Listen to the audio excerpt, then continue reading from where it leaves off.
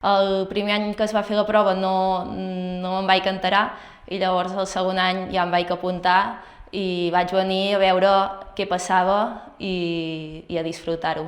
Esgotament, adrenalina i alegria. Es podrà crear una mica de rivalitat sana, competició, digue-li com vulguis, per acabar disfrutant tant el públic com les ciclistes d'una festa com és la Portal.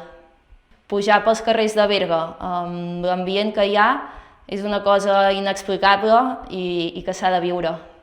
Home, sempre que es pugui s'anirà a guanyar, però això és molt fàcil dir-ho, però a l'hora de la veritat hi ha molts factors a la Portal. Pots tenir molta força, però pots tenir problemes mecànics i a la inversa ja es veurà. Jo vindré primer a gaudir i donar-ho tot i que cremin les cames fins al final.